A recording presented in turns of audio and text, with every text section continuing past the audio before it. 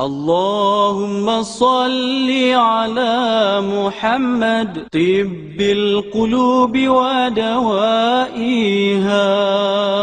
وعافية الأجساد وشفائها ونور الأبصار وجلائها وعلى آله وصحبه وبارك وسلم. الحمد لله وكفى والصلاة والسلام على عباده الذين اصطفى خصوصا على أفضلهم وخاتم النبيين محمد الأمين وعلى آله وصحبه أجمعين وبعد. فأعوذ بالله من الشيطان الرجيم. بسم الله الرحمن الرحيم. ونزلنا عليك الكتاب تبيانا لكل شيء وهدى ورحمة وبشرى للمسلمين. صدق الله العظيم. We begin with Allah's blessed name. We praise Him and we glorify Him as He ought to be praised and glorified.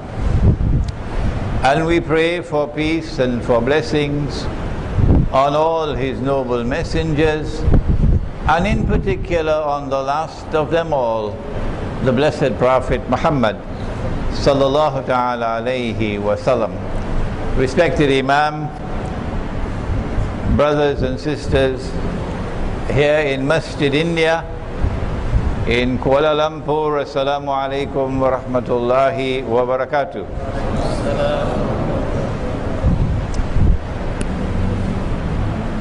It is something very strange indeed as we address you tonight on the topic of the future of Islam in India, Pakistan, Bangladesh, Kashmir.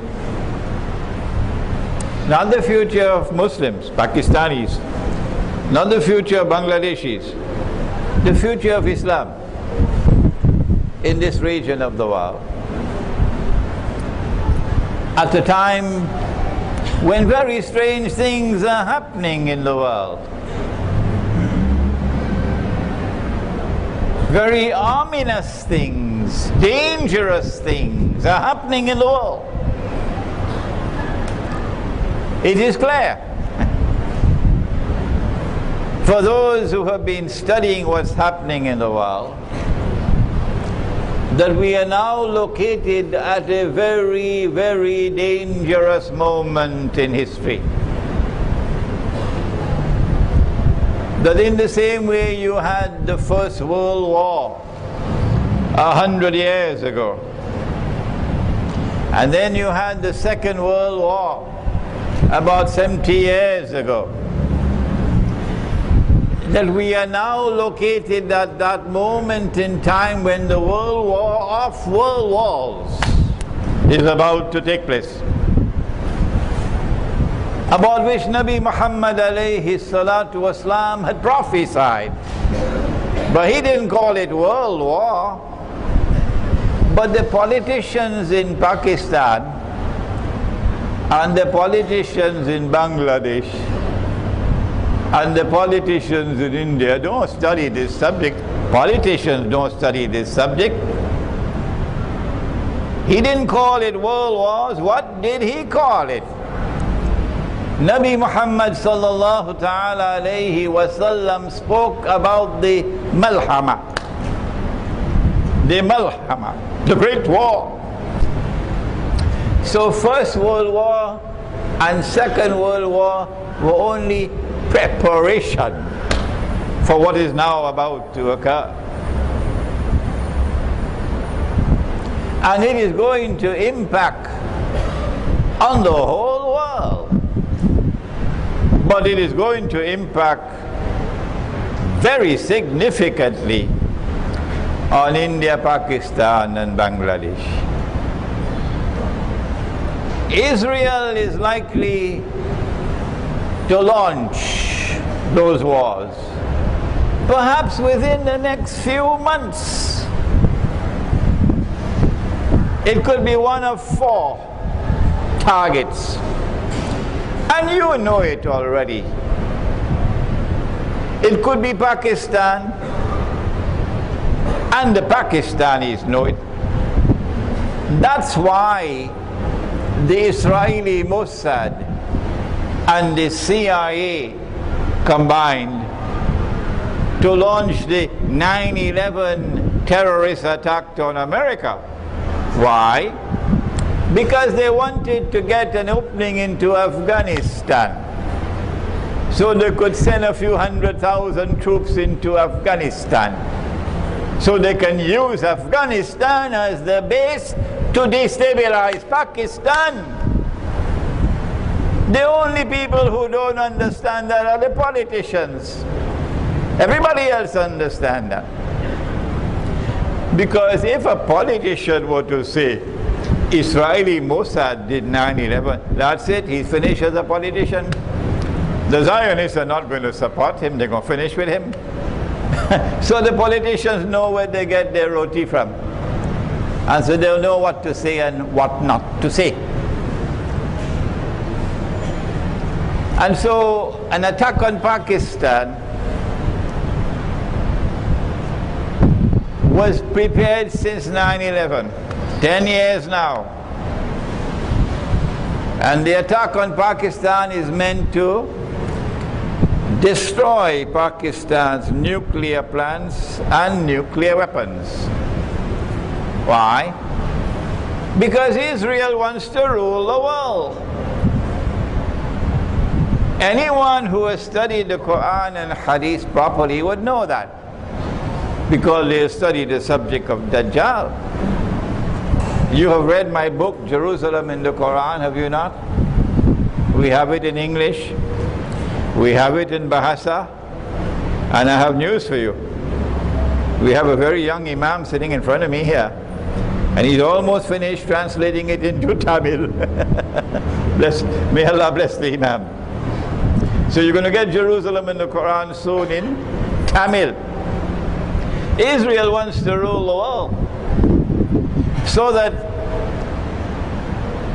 a man can stand up in Jerusalem tomorrow, meaning about 20 years from now, and declare, I am the Messiah, Al-Masih. But we know that the Messiah or the Masih is Jesus, Nabi Isa alayhi salam. So who would he be? He would be Dajjal. In order for him to declare, I am the Messiah, he has to first make Israel the ruling state in the world. And then he can rule the world and say, I am the Messiah. That you understand already. But in order for Israel to rule the world, Israel has to wage great wars. And that's the malhama that's coming. But Israel cannot wage great wars if Muslims have a weapon with which they can significantly threaten Israel. And so no Muslim country must have nuclear weapons. That's the new religion of Israel. That's the new religion of Zionists. That Muslims must not have any weapon with which they can threaten Israel. But Pakistan has that, thanks to Zulfikar Ali Bhutto, who did many bad things, but this was a good thing that he did. Thanks to Ziaul Haq Marhum, who did some bad things, but alhamdulillah he died as a mu'min and shaheed. And others as well, who not only brought Pakistan into the nuclear club, but kept Pakistan there. In order for an attack to be launched on Pakistan, to destroy Pakistan's nuclear plants and nuclear weapons, you will also have to break up Pakistan, so that Pakistan can never revive itself. Because the Pakistanis are going to be very angry. Who is going to do that job? To break up Pakistan? You don't need a PhD to answer that question, do you? Israel's most strategic ally in the world today, after the United States, is India. India used to be secular India under the Indian National Congress. But now India has become Hindu India. Not the Hindu India of Gandhi, a different kind of Hindu India. And this Hindu India is joined with Israel in a strategic alliance. And so India is going to play a significant role in that effort to denuclearize Pakistan and to destroy and break up Pakistan into bits and pieces. I believe the Indian Muslims already know that. They know that. And so that is one of the possible wars that's coming. The second, an attack on Iran. You don't have to tell me that Iran is Shia and we are Sunni. I know that. But I don't subscribe to the view that the Shia are kuffar. If that's your view, that's your view. It's not mine. And when they attack Iran, it will not be only for the possible threat of nuclear weapons in Iran. No. They have another target. And that is to remove this government. It's called regime change. Because this government in Iran is a thorn in their sides. It is not willing to bow and bend before Israel. No. Like Libya under Gaddafi. Libya did not bow its knee to Israel. And if you do not bow your knee to Israel, we can send some foolish mujahideen against you. Some fools who call themselves mujahideen. They're fools. And I have said to them, you are fools. You're not mujahideen, you're fools. Because the Quran has prohibited you from entering into an alliance with a Jewish-Christian alliance, which are the Zionists. And if you do that, وَمَن يَتَوَلَّهُ مِنْكُمْ فَإِنَّهُ مِنْهُمْ, says Allah. You lost your Islam.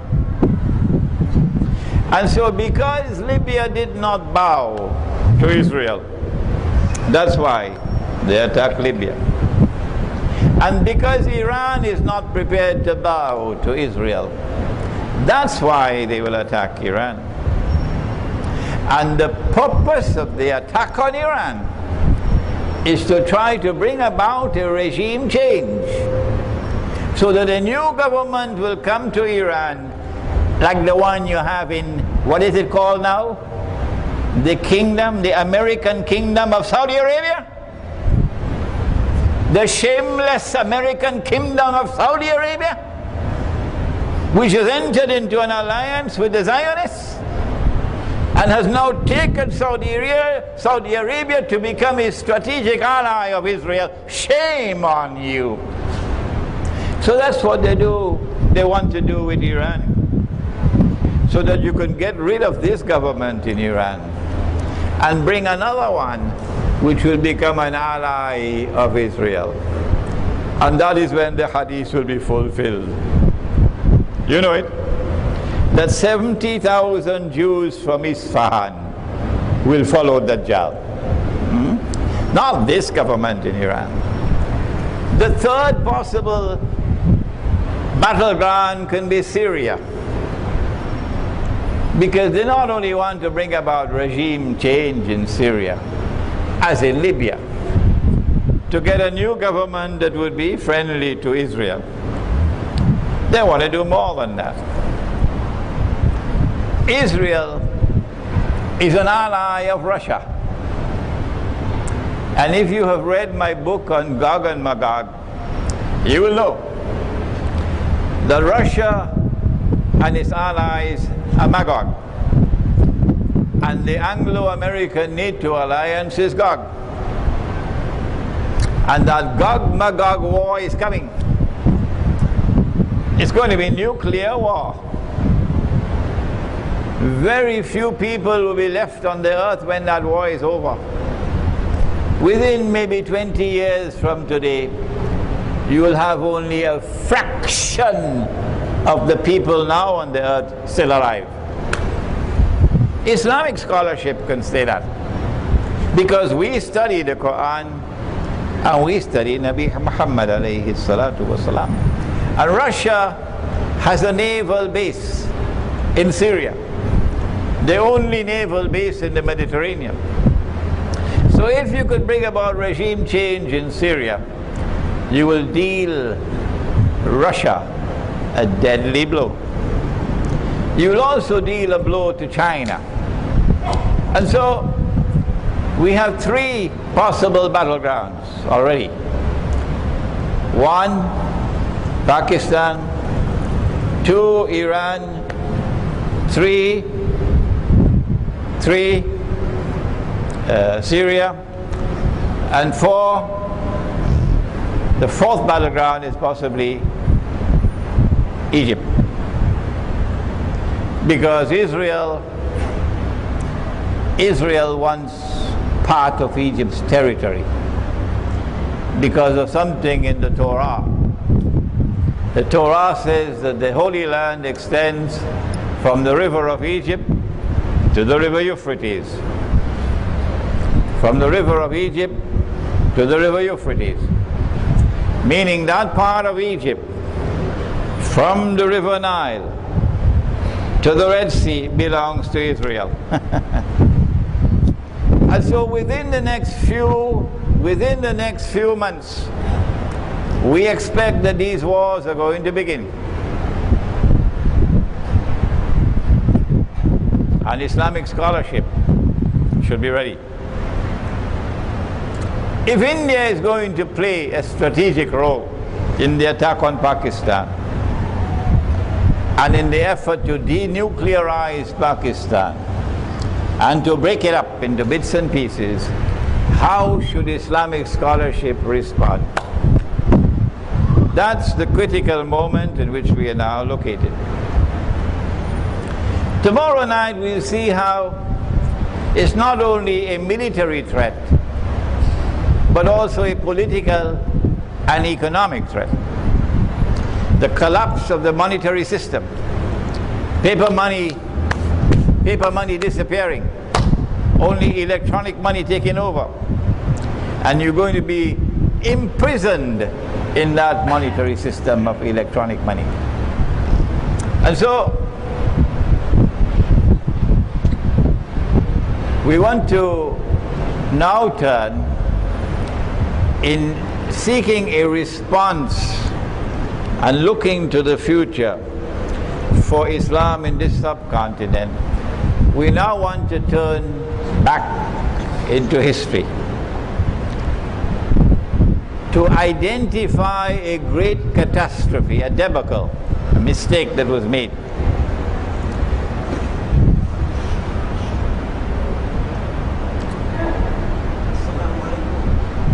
Walaikum salam. And when we recognize and understand that big mistake which was made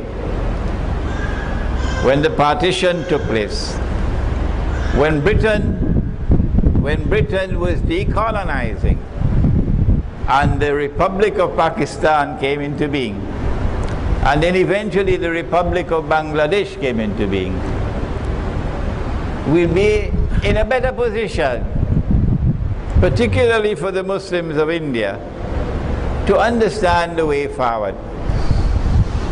And now briefly, because we don't have the whole night,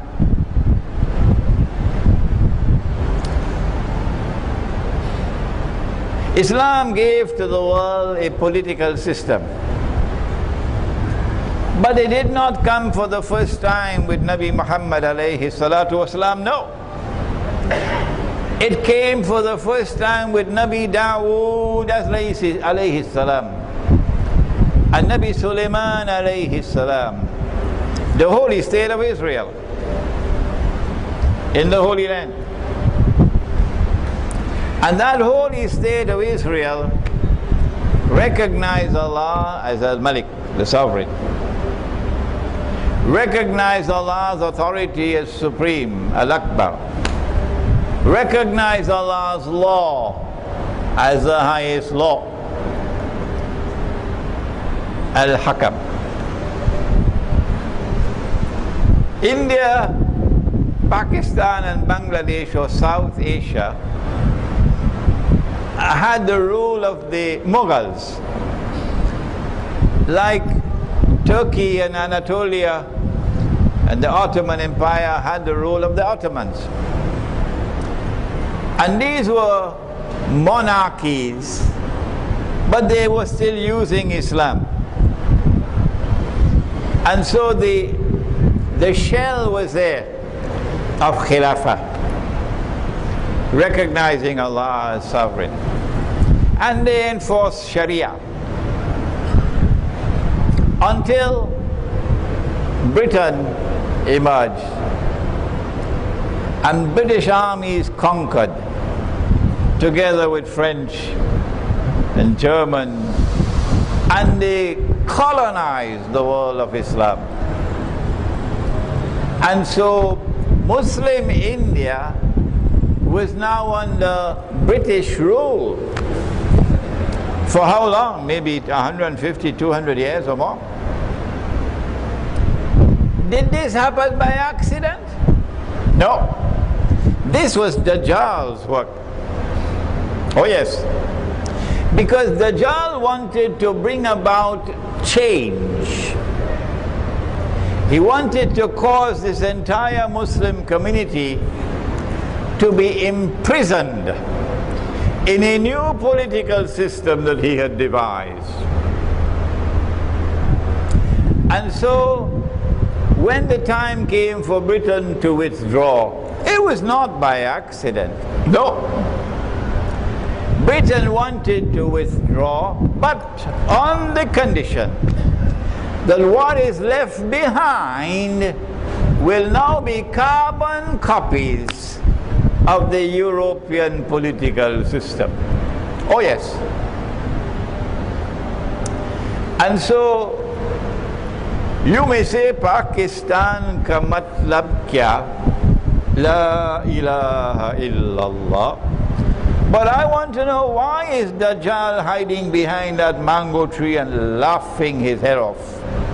He is so happy. Why? Don't you understand, you dum-dum? You have abandoned Darul Islam. You have abandoned Khilafah. And you have embraced the modern state which was created in Europe, which declares that Allah is no longer Al-Malik. The state is now Al-Malik. That is shirk. Allah is no longer Al-Akbar. The state is now Al-Akbar. That is shirk. Allah is no longer Al-Hakam, the lawgiver. The state now makes the law. That is shirk. Why? Why? Why did Dr. Muhammad Iqbal not understand that? Why? Why did Muhammad Ali Jinnah not understand that? I have a book outside. Do please read it. It's small. Iqbal and Pakistan's Moment of Truth. Dr. Iqbal is a great scholar, and I have the greatest respect for him.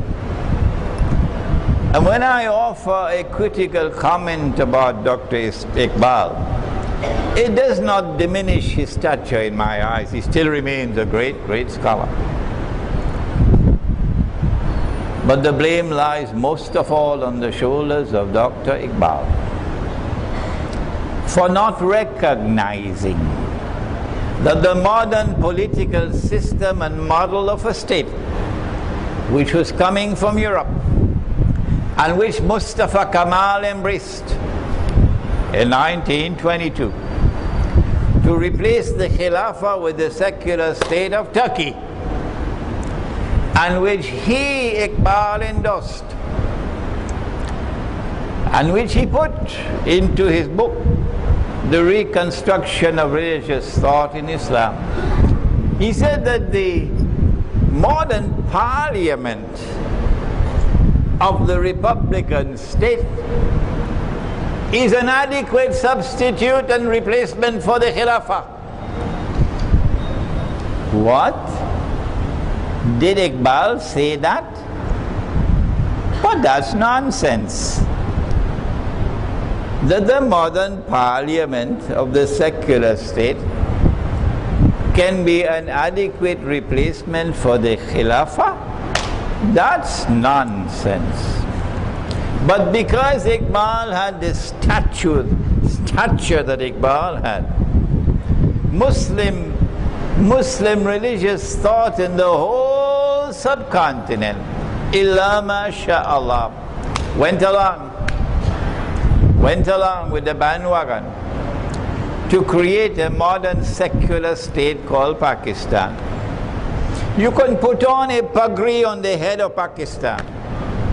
You can make Pakistan grow its beard.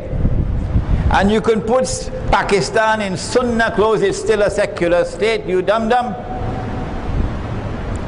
It is still a state created on the same foundations as all the other secular states in the world, regardless of what you put in the constitution, because hypocritically nobody bothers about it.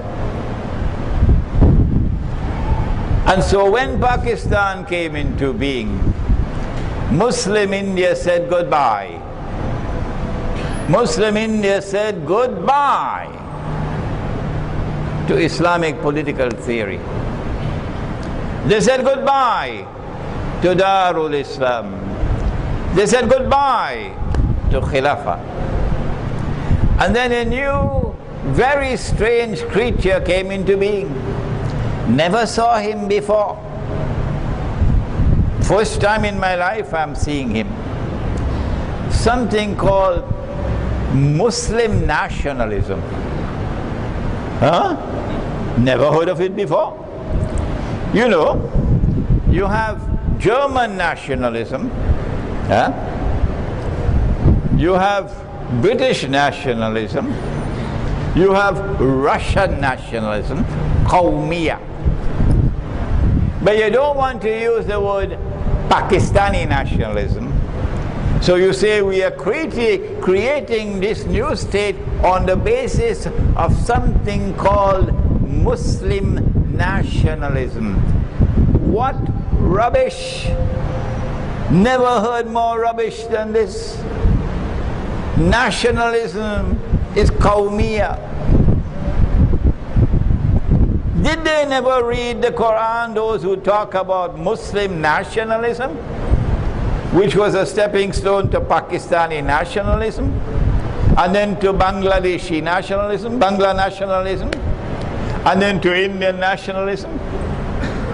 بعد أعوذ بالله من الشيطان الرجيم يا أيها الناس, O mankind, إنا خلقناكم من ذكر وأنثى, we created you from a single male and a single female. وَجَعَلْنَاكُمْ شُعُوبًا وَقَبَائِلًا, and then we caused you to emerge as nations and tribes. Yes, Allah recognizes in the Quran the existence of nations and tribes. But then He goes on to say, لِتَعَارَفُوا, that your recognition of your diversity as nations and tribes should be a source and it should function positively, something by which you can identify yourselves, but not that qawmiyah should cause one person to consider himself superior to another. That's a disease. Allah goes on to say, Inna akramakum indallahi atqakum. So yes, we want you to preserve your tribal identity. We want you to preserve your identity as a nation, but not to use that as the foundation for a political system. That's wrong. Because that is superiority and inferiority. And so nationalism as a political system is not a part of Islam. And that's what they did. They created Muslim nationalism. And so when Pakistan came into being, guess what happened? When Pakistan came into being, they got Punjabi nationalism on their backs. And then they got Balochi nationalism on their backs. And then they got Sindhi nationalism on their backs. And then they got Pashtun nationalism on their backs. And the people who migrated from India to Pakistan, then they got Muhajir nationalism on their backs. So Pakistan broke up into so many different nationalisms. And then you had the rivalry between nationalism on this side and Bangla nationalism on that side, leading to the birth of Bangladesh. And so, if there is a future for Islam in that part of the world, it will be a future only for those, not for the part-time Muslims, and most certainly not for the politicians. If there is a future for Islam in India, Pakistan, Bangladesh, Kashmir, it will be a future only for those who can make tawbah and step away from the modern secular state and step away from its shirk and its nationalism and return to the struggle for khilafah and return to the struggle for Darul Islam. That is the debacle that occurred about 60, 70 years ago when Pakistan came into being and then Bangladesh came into being.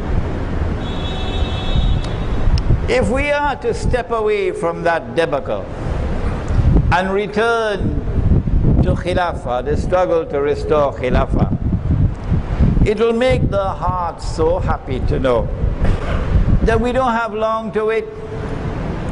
My guess is probably only another 20 or 25 years. And Khilafah is coming back with Imam al-Mahdi. We don't have long to wait. Tell the politicians that for me. We don't have long to wait for Khilafah to come back. And when Darul Islam comes back, Mr. Politician, are you listening? When Darul Islam comes back, do you need a visa as a Muslim to go Pakistan? Would you need a visa to go Bangladesh? Nonsense. Not in Darul Islam. That is a system that has come from Europe. When you have Darul Islam, every Muslim has the right to enter. All that you have is La ilaha illallah, Muhammadur Rasulullah, and you could enter that territory. That's what's coming. But if we are to win that tomorrow, not only must we step away from Qawmiyah. You know those people say, I live for Pakistan. I'll die for Pakistan. I live for Bangladesh. I'll die for Bangladesh. Invite them to live for Allah. Invite them to die for Allah. This is Islam. That is not. There is another thing that they'll have to do. if there is to be a future. Before we come to the actual wars that are coming and how to respond, one more thing.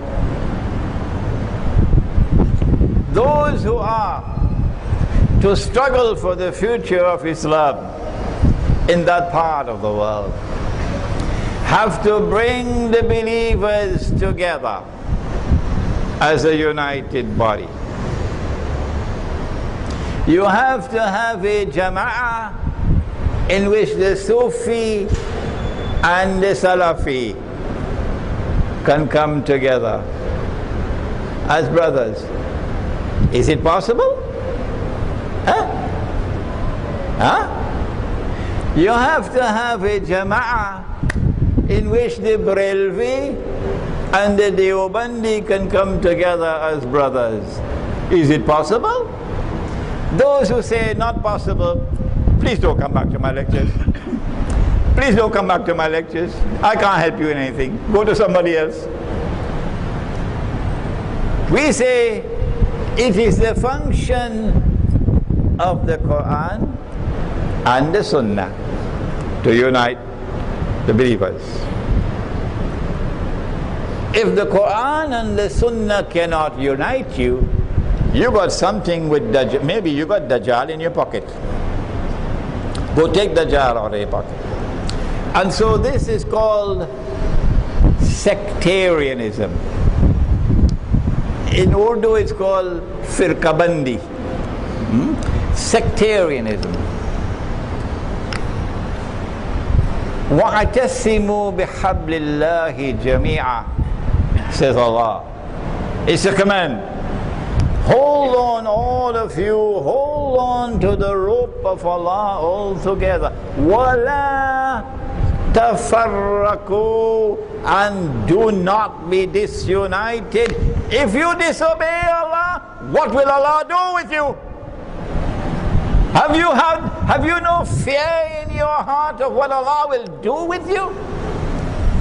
When He has commanded you, hold on to the rope of Allah all together and do not be disunited. Where we want to do it. If you want to keep on holding on to your firqabandi, then go your way. We can't do nothing for you. But if we are to bring all together as a united body, then we have to stop identifying ourselves as this and that and the other. My teacher, I know the young people will listen to me. I know these words will reach your heart, the young people. My teacher was a great scholar, Maulana Dr. Muhammad Fadlur Rahman Ansari rahimahullah. He used to say, I am not Deobandi, and I am not Brelvi, and I am not Ahle Hadith, and I am not Wahhabi. I am Muslim. These words, I believe, will penetrate the hearts of the young ones. And so, you no longer identify yourself as belonging to any sectarian movement. No, sir, I do not belong to any of them. I'm a Muslim. Number one. Number two, we have to try to bring the believers together in one place. For example, a masjid, for unity. If we are to unite the Sufi and the Salafi, this is my theory, you must let me know what is yours. I say that in the house of Allah, we will not permit anything in the house of Allah, any religious practice in the house of Allah, unless it is firmly founded on the Quran and the Sunnah. You got a problem with that? If I have a religious practice which I perform individually by myself. Huh? That's my business, that's not yours. But when I come collectively, that's different. And if it is not in the Quran and Sunnah, that creates a problem. Like celebrating Miladun Nabi, the birth anniversary of the Prophet Muhammad alayhi salatu wasalam.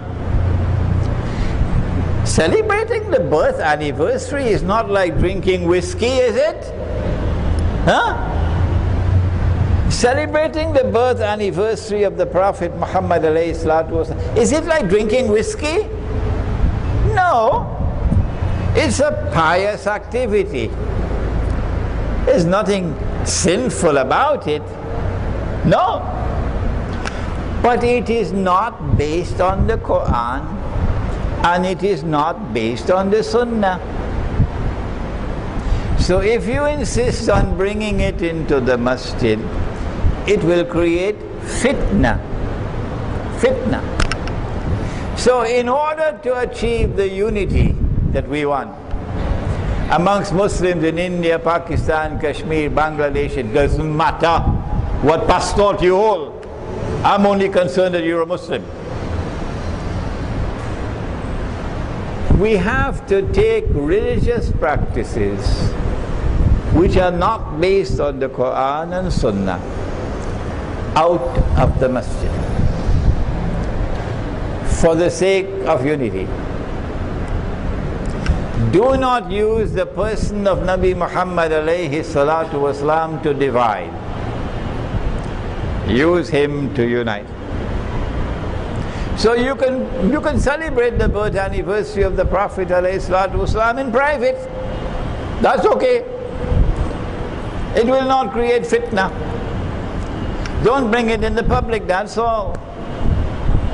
And so with this formula, we will be able to resolve the problem of sectarianism, which is a disease, like a cancer. This fella, because he is Barelvi, will not perform his salat behind that imam. Tabule. Huh? And that one will not perform his salat behind this imam. Huh? And this one saying those are kuffar, and that one saying these are kuffar, and these are mushrikun. Looks like a pilau to me. Huh? A biryani going on here. Huh? You're not going to achieve unity this way. And so these words are going to reach, I know, will reach Pakistan.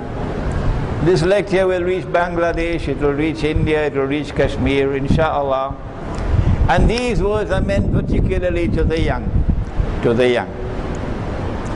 Do not bring into the masjid, and do not bring into the public life any religious practice which is not based on the Quran and the universally accepted Sunnah. And in this way, the Quran and the Sunnah can unite us all. If you want to do something by yourself individually, you can do it in the masjid, privately.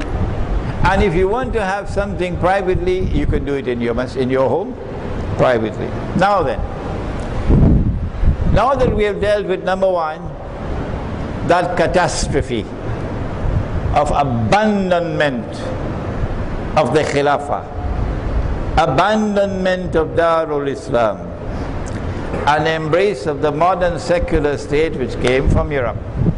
Thanks to Dr. Iqbal, may Allah forgive him. He is the architect. Because of him, so many others were misled. We now recognize that we have to distance ourselves from that catastrophe. And the heart of the believer must return. Turn away from the secular state and turn back to Khilafah and turn back to Darul Islam. Secondly, we have to denounce and separate ourselves from nationalism. It matters not to me whether it's Malay nationalism or whether it's Punjabi nationalism. It's just as bad. It's just as bad. إنما المؤمنون إخوة. We are all brothers. None is superior to the other, based on race or tribe, or based on color and size. And then we turn to sectarianism. And we said this also is a cancer. Now what do we do?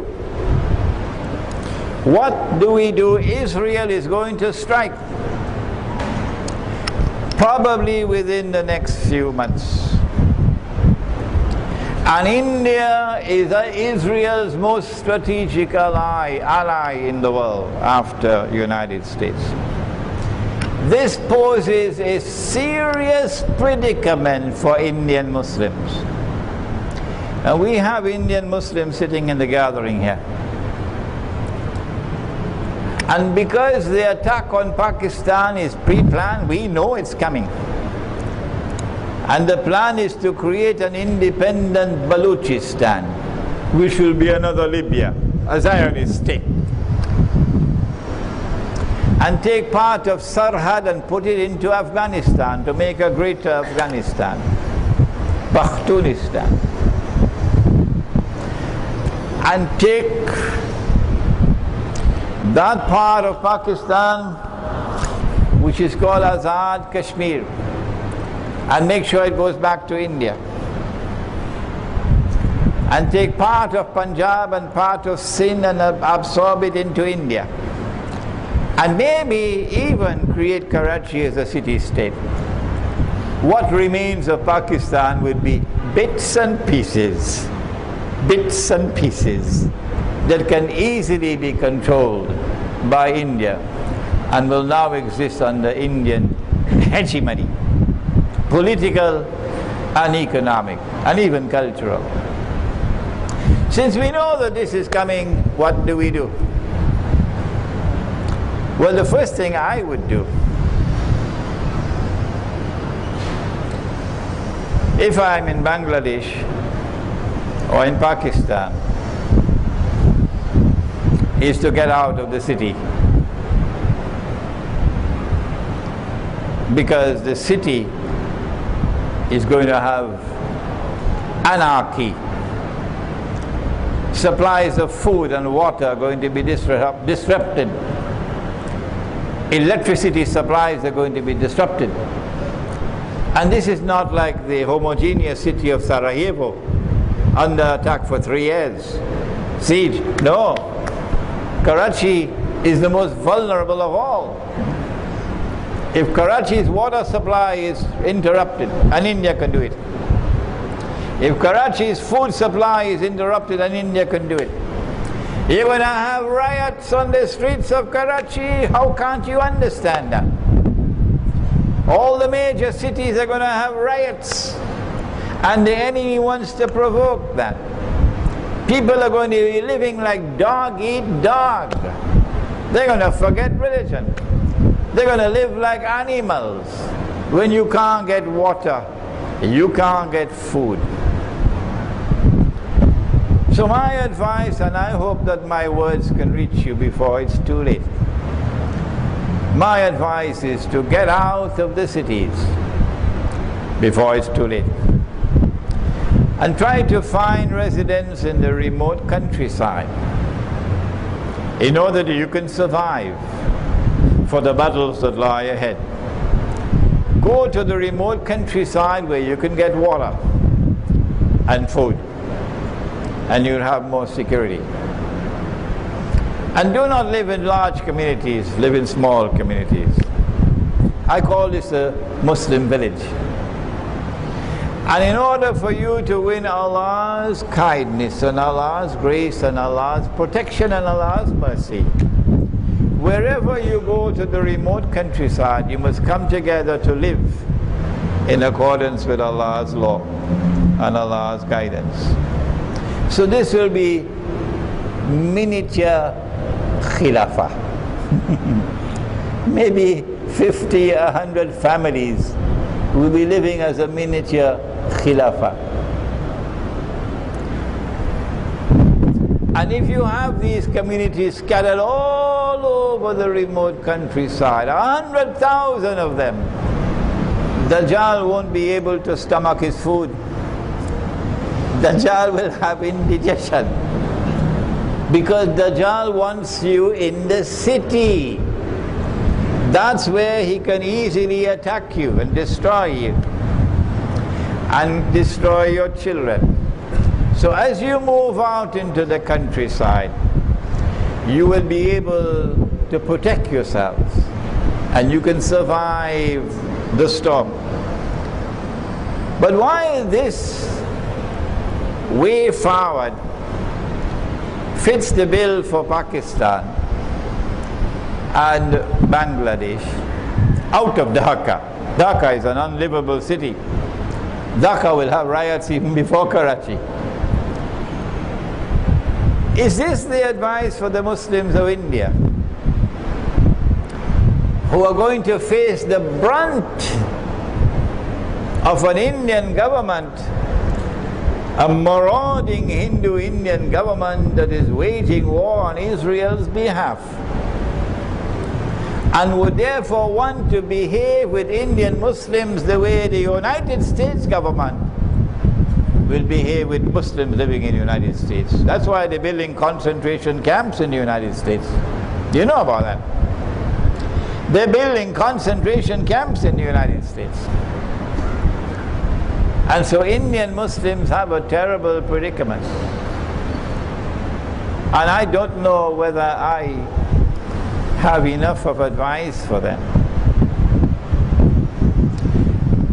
The first thing I have to say is that this business about moving out of the cities into the remote countryside, once Israel launches her attacks, and making sure that you have food and water, this is not enough for Indian Muslims.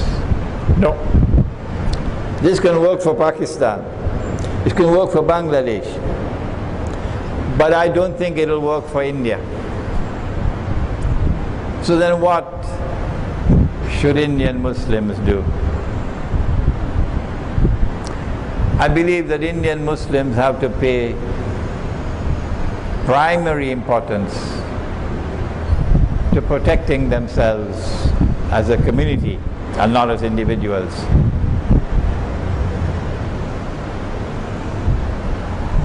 And so Indian Muslims have to come together in large numbers. Numbers which are large enough that if anyone comes to attack you, he can't come with 20 men. No. He has to come with 20,000 men to attack you. I believe Indian Muslims should get out of the big cities, yes. Because the big cities are not only going to be subject to riots, but Dajjal is going to wage biological warfare. Long time it used to be called plague. Now it's called epidemics. And the last place in the world that you want to be when biological warfare starts is in a city. Because you're going to be wiped out. Wiped out. And so I believe that Indian Muslims should try to find a way out of the big cities. Out of the big cities. But when you go to the countryside, you must still maintain a size big enough that if they were to come to attack you, to try to terrorize and to murder people, as they've done so many times in the past, you can't come with 10 or 20 or 200 people. You're going to have to come with an army of about 20,000 or more. And at that time it's going to be an armed conflict. And there are going to be many who will become shuhada. We'll now stop inshallah for Salatul Isha. And then I have a little winding up to do, and then you have your question and answers inshallah. Bismillahi awwaluhu wa akhiruh.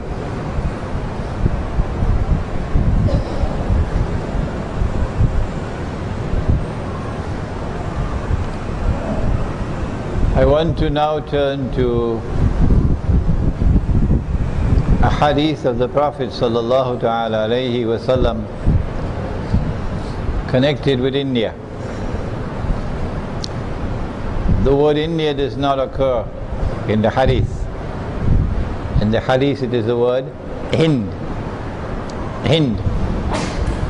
And Ghazwa would be wars fought by the Prophet alayhi salatu wassalam. But because this is a war which will take place at the time of the return of Nabi Isa alayhi salam, perhaps for that reason it is known as Ghazwa. Allah knows best. Ghazwatul Hind. That there are hadiths of the Prophet alayhi salatu wasalam, and I am not in a position to assess their strength and authenticity, that there will be an end time, meaning Akhirul Zaman, conquest of India, or conquest of Hind, not India. But there is also an end time conquest of Constantinople. Constantinople. This one is a very well-established hadith, very strong, that the Prophet said sallallahu ta'ala alayhi wa sallam that Umranu Baytul Maqdis, at that time when Baytul Maqdis or Jerusalem is flourishing like it is today under the Yahud, under the Zionists, it is re-center stage today. At that time would be Kharabu Yathrib. Yathrib or Madinatul Nabi would be in a state of desolation, playing absolutely no role on the stage of the world, not even in Islamic affairs. That's Medina today. And before I forget, I got a booklet from the printery only 2 days ago. It's only about 35 pages long, very small, easily to be read. And it is entitled Medina Returns to Center Stage in Akhirul Zaman. And that booklet is outside in English and in Bahasa. So do please get a copy. The time of the flourishing state of Jerusalem would be the time when Medina would be in desolation. The time when Medina will be in desolation will be the time when the Malhama will come. The big war is coming, where most people will die. The time of the Malhama will be the time of the Fathul Constantiniya. That Constantinople will be conquered at that time in Akhirul Zaman. So the conquest of Constantinople 600 years ago obviously could not be what the Prophet is talking about. And the conquest of Constantinople will be the time of the Khuruj of Dajjal. Khuruj of Dajjal. Dajjal's release is one thing, Dajjal's Khuruj is another. He was released in the time of the Prophet alayhi salatu wasalam. He is the mastermind of the modern political system which has paralyzed the world of Islam, imprisoned the world of Islam. He is the mastermind of the modern economy and the modern monetary system with this paper money. He is the mastermind. But you cannot see him as this time. He is not in our world of space and time. But his khuruj, when he comes out, you will now see him as a human being. And the Prophet said, alayhi salatu wasalam, you will see him as a Jew, as a young man, powerfully built with curly hair, meaning curls at the side, like the Orthodox Jews. So, we have not only the conquest of Hind, but the conquest of Constantinople. Now, when Nabi Isa alayhi salam returns, he's coming back as Hakim, to rule. So I asked last night, would he have to submit to the authority of the Security Council of the United Nations? Huh? Tell me? Huh? Obviously not. Tell them that in Washington for me. When he comes back to rule the world. which means he has to rule over the Zionists, which means he has to rule over India. India will have to submit. Hindu India will have to submit.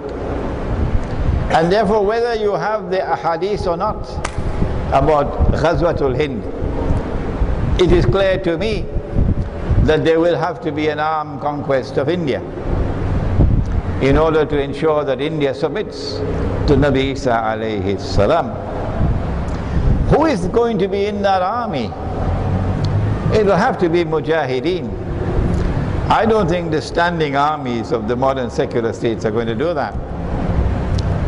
And what kind of warfare will the mujahideen be waging when there's all of this oppression upon them?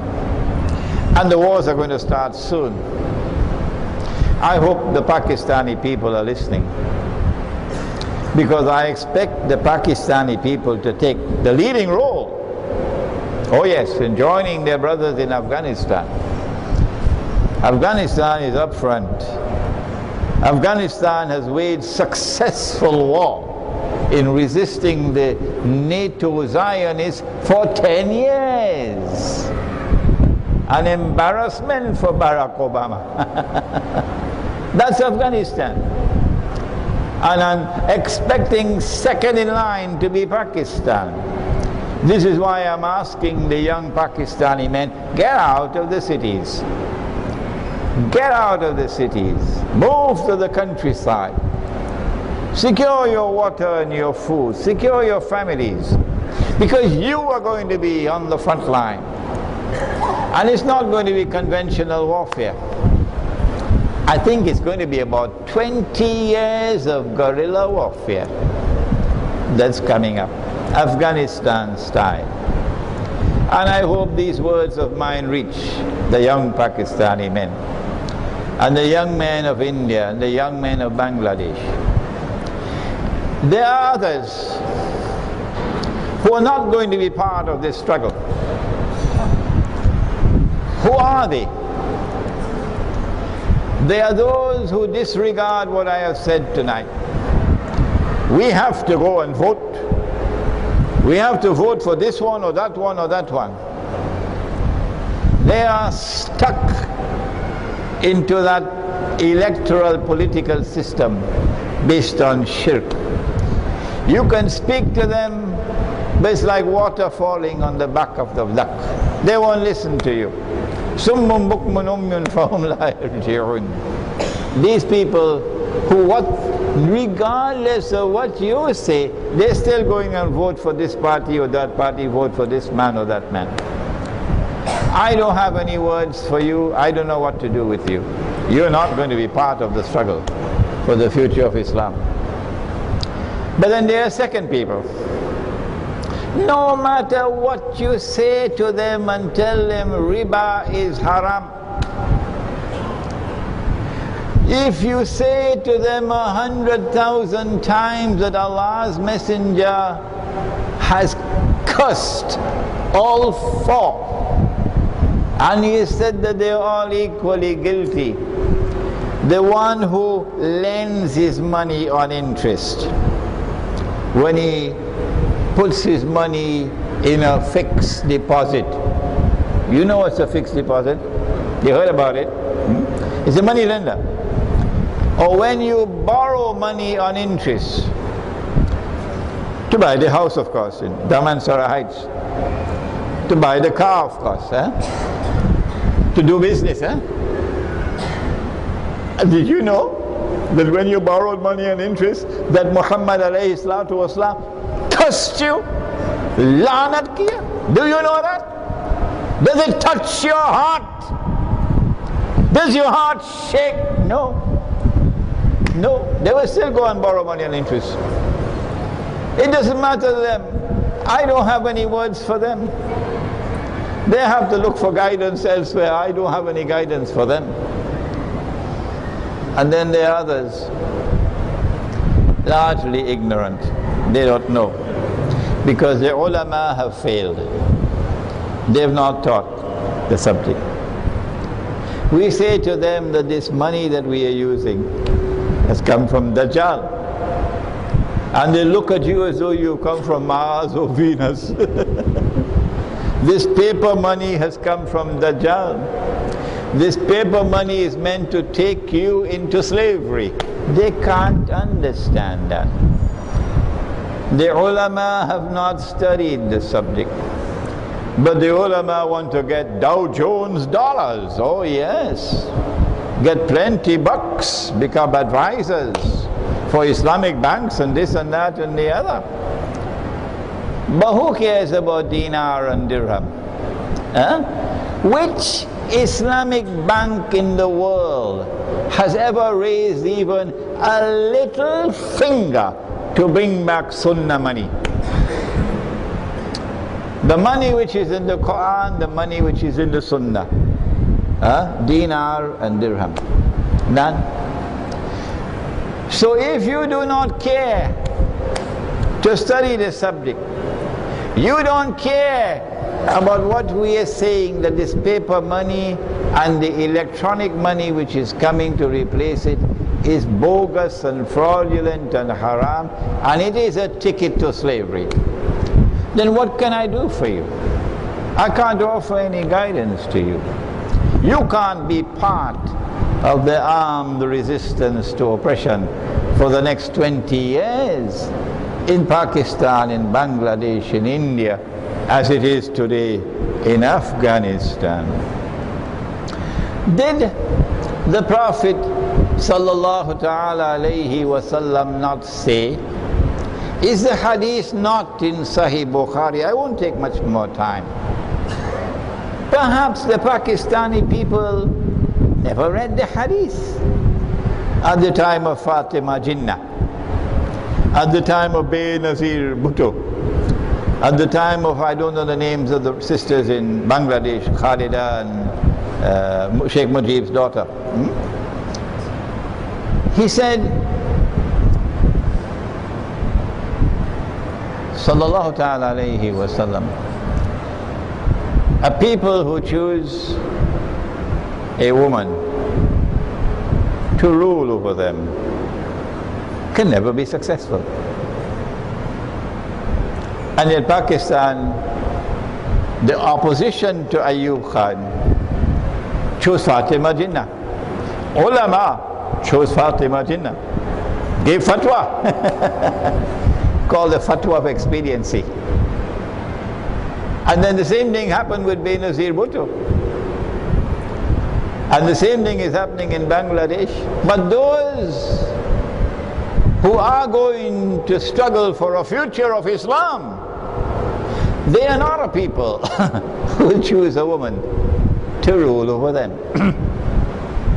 So they will not be also borrowing money on interest from the bank. They will be struggling to get out of the paper money and electronic money, because tomorrow there will be no more paper money. Tomorrow is only electronic money. And once they know your profile, you're going to lose your money in the bank. They'll freeze your account. You're going to complain to me? What can I do? You've lost your money. There's nothing you can do when the bank freezes your account. Everything you have in the account is gone. So maybe I could take it out of the account? What is there to take out? Huh? This money is money you can't see. This money is money you can't touch. Only a donkey will declare that this is valid money. We have plenty donkeys in the world today.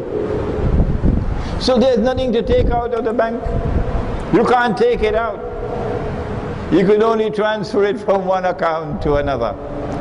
And any time they want to freeze your account, they will freeze it. Because it's not your government that controls the banking system. It's the Zionists who control the banking system. So let me end now and say that my words tonight were not directed to all the Pakistani people and all the Bangladeshi people and all the people of India and Kashmir. I wish I could have spent more time on Kashmir. No, my words tonight about the future of Islam was directed only to those who are sincere in submitting to Allah and His Messenger, and who want to live full-time lives as Muslims. And these are people whose hearts will long for the return of Darul Islam and Khilafah. And so they will not go and embarrass themselves by voting in elections for Tom, Dick and Harry in a secular state. These are people who will distance themselves from nationalism. I am superior to him because I belong to this nationality. These are people who will distance themselves from sectarianism, belonging to this sect or that sect or that sect or that sect. No, I'm a Muslim. And they will turn to the Quran and the Sunnah to unite everybody, so that the Sufi and the Salafi can come together as brothers and wage a common struggle against oppression. These are people who want to bring back dinar and dirham. And these are people who will never go and borrow money on interest, not for any reason in the world. We pray that Allah subhanahu wa ta'ala may open the eyes of the Muslims of India, Pakistan, Bangladesh and Kashmir, and show to them a road through which they can survive in the storms which now lie ahead. ربنا تقبل منا إنك أنت السميع العليم وتب علينا يا مولانا إنك أنت التواب الرحيم برحمتك يا أرحم الراحمين آمين.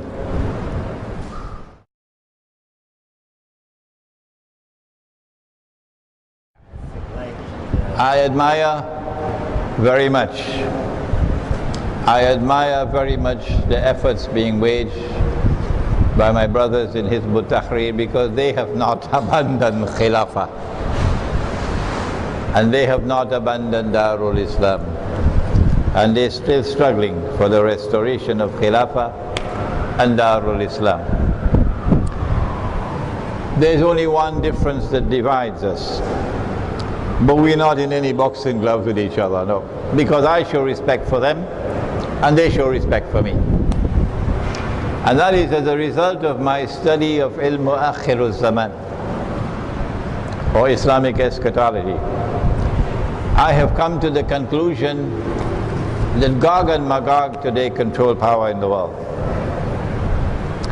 in consequence of which the only kind of war that we can wage over the next 20 years is guerrilla warfare, Afghanistan style. Guerrilla warfare, Afghanistan style, cannot bring back the Khilafah. No. The Khilafah will come back, I believe, at that time when Allah destroys Gog and Magog, Dajjal is destroyed, and Imam al-Mahdi emerge with the return of the Khilafah. That's the only difference between me and Hizb ut-Tahrir. The study of Islamic eschatology, or الزمان, seems to be neglected by our respected Islamic scholars today. Even though there are some efforts on their part to study Islamic eschatology, however, most of their works fail to build a correlation between that subject and the reality of the world today in many respects, such as politics, economy, social aspects. Could you elucidate why this is happening and how can we overcome this problem? A very difficult question, eh? Very difficult question. I said last night at Masjid al-Ghufran that Islamic scholarship in the world today has failed, and failed miserably, to understand the reality that confronts us today and to respond to it appropriately. Fadilio, you must have heard of him, and the Murabitun, and Imran Hussein, for the last 15 years or more in this country. We have been voices crying in the wilderness. Nobody would listen to us. When we talked about dinar and dirham, and when we tried to explain that this monetary system is bogus and fraudulent, we were in the wilderness until a secular man, he is not a scholar of Islam, is he? Dr. Mahathir? Is he? I'm not aware of that. A secular Dr. Mahathir, a few years ago, launched into a very accurate analysis of the modern monetary system and exposed it as fraudulent. And he called, not the ulama, he called for the return of the dinar. And he said, at least let us start with government-to-government trade. The only other world leader who did that was Charles de Gaulle. Two men that I know of, Charles de Gaulle and Dr. Muhammad Mahathir. Where are the scholars of Islam? Where are they? The scholars of Islam have failed, and failed miserably. One of the reasons why they have failed is because the educational system which has produced them has been inadequate. I gave a lecture in a Darul Uloom in Newcastle in South Africa a few years ago on Islam and the international monetary system. The head of the Darul Uloom was a very old man, Maulana Sima, rahimahullah, 80-something years of age, Darul Uloom, Newcastle. And Maulana Sima came and sat down right in front of me, the old man, and listened to my lectures for 2 hours on Islam and the international monetary system. And at the end of my lecture, the old man said to me, you know, we have to teach this subject in the Darul Uloom. That's what he said. Because he recognized that this was the truth. And he recognized that this was not being taught. So the muftis are given fatwa without knowledge of international monetary economics. One of the blessings that Allah gave to me, he was very kind, was that I first studied Islam and then I studied international monetary economics at 2 universities. And so I took the Quran into the classroom, of course in my heart. I took the Quran into the classroom and I was able to use the Quran to understand their monetary economics. And that is how I was able to explain the subject. Our scholars of Islam today are failing partly because the institutions which are producing them are inadequate, do not have a proper curriculum to teach them what they need to do. But the failure is for a second reason as well, methodology. Methodology. There's a methodology at work which produces students who study this kitab, that kitab, that kitab, that kitab. And then they can repeat it over and over and over again from now until Qiyamah. It's called mechanical knowledge. You can't penetrate Akhirul Zaman with mechanical knowledge. No. To penetrate Akhirul Zaman, you got to be someone following a man named, what's his name? Khidr. Khidr. Khidr alayhi salam, he didn't have a PhD from Yale and Harvard. No, no, no. He has knowledge that is externally acquired, but in addition to that, he has knowledge which comes down from above. وَعَلَّمْنَاهُ مِن لَدُنَّا عِلْمًا. That methodology is lacking. But I have hope that there are students now, young ones, who tomorrow will become the scholars, who today we do not have, who will take the Quran and the Ahadith and be able to explain the world and be able to respond to it appropriately, inshallah. Some of the ahadith of the Prophet ﷺ regarding Akhirul Zaman are based on religious symbolism and cannot be literally understood. Why is this so? What is the wisdom in it? Allah in His wisdom chooses sometimes to send guidance in a way that is plain and clear, muhkam. And so in the Quran, and these are the heart of the Quran, there are verses which are muhkamat, plain and clear. But Allah in His wisdom has also chosen to send in the Quran verses which are not muhkamat. At the beginning of Surah Al-Imran, I think it's probably verse number 3 or 4, somewhere around there, Allah speaks about a second kind of verse in the Quran. And these are called the mutashabihat. And the mutashabihat are verses which have to be interpreted. You have to have ta'wil.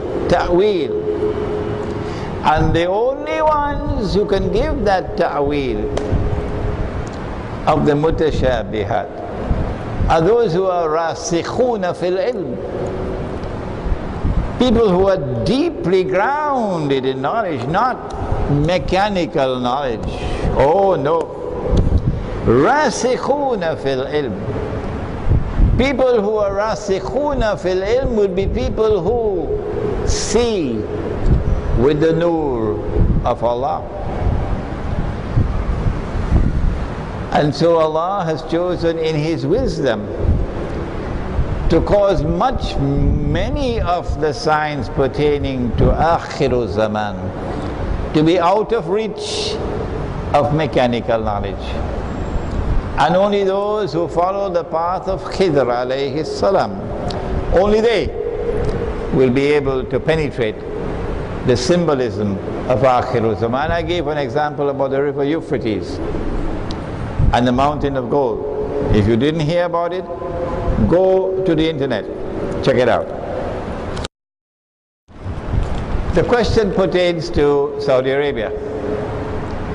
And we mentioned that Saudi Arabia, the American Kingdom of Saudi Arabia is an ally of the Zionists. And the questioner asks, well, why don't you also mention some of the good things about Saudi Arabia? Dajjal is not a fool. Oh no. And so Al Jazeera is not a fool. Oh no. Dajjal is not a fool. And so Al Jazeera is not a fool. In order for Al Jazeera to succeed in brainwashing the Arab masses into supporting the insurrection in Libya and supporting the insurrection in Syria, which are Zionist planned and Zionist financed. In order for Al Jazeera to be able to do that and brainwash these cattle, Al Jazeera has to have impressive credentials. So if you look at Al Jazeera, I don't have television at home, sorry, so I don't read and look at it. If you look at Al Jazeera, you will find that some of the reporting is excellent. Some of the programs are excellent, better than all the other television programs in the Arab world. Okay? It's the same thing with Harun Yahya. If you look at his books and his documentaries and so on, I believe there are probably 100 Harun Yahyas, and not one. You find that it is excellently written. The standard is very high. The standard of scholarship is very high. And if you look at the Ottoman Islamic Empire, you see the same thing. The Ottomans like Saudi Arabia. The Ottomans like Saudi Arabia. enforced the Sharia in many ways. And so we were impressed with what they were doing with the Sharia, the Ottoman Empire. But the secret is, you have to give them that 95% that dazzles them, so you can slip in the 5% of pure poison. So the Saudi regime could fool Tom, Dick and Harry, but they would not fool us. If you become an ally of the Judeo-Christian alliance, Allah subhanahu wa ta'ala in the Quran, in Surah Al-Ma'idah, in verse number 51, says to you, you have lost your Islam. That's what the Saudi leadership have done. They have lost their Islam. So they can apply and enforce as much Sharia as they want, and made Makkah look like Las Vegas. But it wouldn't save them from the punishment that awaits them for having betrayed Allah and His Messenger in a monstrously evil way. Okay, that's it. Last question. The question is, why would they want to attack Pakistan? Because Pakistan is a secular state. I answered you. I said, thanks to the effort of Zulfikar Ali Bhutto, and while he did many evil things, we must also commend him for the good that he did. And to the efforts of Ziaul Haq and others. Pakistan is today a nuclear armed state. It is the only Muslim country in the world with nuclear weapons. And the Zionists do not want any Muslim to possess weapons which can threaten Israel. That is the reason why, the major reason why, they planned and executed 9/11, so that they could use 9/11 to eventually break up Pakistan. 9/11 gave them Afghanistan, a foothold in Afghanistan. And thanks to people like Musharraf, they were able to consolidate themselves in Afghanistan. And so the planned attack on Pakistan is coming. But I have confidence that the young men of Pakistan, those who have the sense to get out of the cities before it's too late, and go to the remote countryside, secure your families, secure food, secure water, so that you will free yourself to wage the guerrilla warfare that has to be waged for the next 20 years. Is guerrilla warfare, not conventional warfare. We can't face them conventionally. But Afghanistan has shown the way that you can wage guerrilla warfare successfully. And that is what the Pakistani youth will have to do. And I pray that Allah will keep these words in their hearts, that their hearts may respond with a niyyah that we are going to fight. We're going to wage war to defend ourselves, to defend our families, to resist oppression. And we'll never bend these knees before Israel. Ameen. ربنا تقبل منا إنك أنت السميع العليم وتب علينا يا مولانا إنك أنت التواب الرحيم. اللهم أنت السلام ومنك السلام. تبارك ربنا وتعاليت يا ذا الجلال والإكرام. سمعنا وأطعنا غفرانك ربنا وإليك المصير. وصلى الله تعالى على خير خلقه محمد وعلى آله وعلى أصحابه أجمعين برحمتك يا أرحم الراحمين.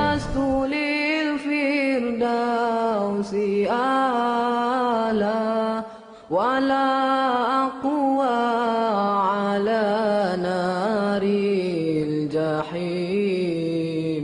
الله فهب لي توبة واغفر ذنوبي فإنك غافر الذنب العظيم.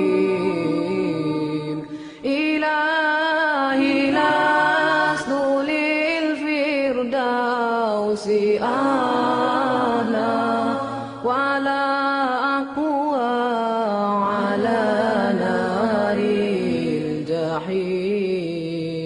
Allah faham beli taubatan waghfir dhunubi fa innaka ghafirudz dzambil azim.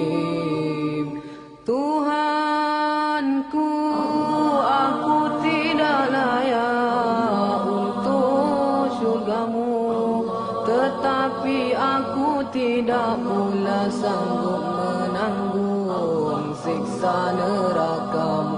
Dari itu kurniakanlah ampunan kepadaku, ampunkanlah dosaku.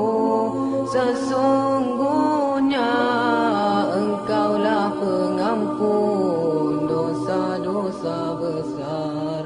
Tuhanku, aku tidak layak untuk syurgamu, tetapi aku tidak pula sanggup menanggung siksa nerakamu. Dari itu kurniakanlah ampunan kepadaku, ampunkanlah dosaku. Sesungguhnya Engkaulah pengampun dosa-dosa besar.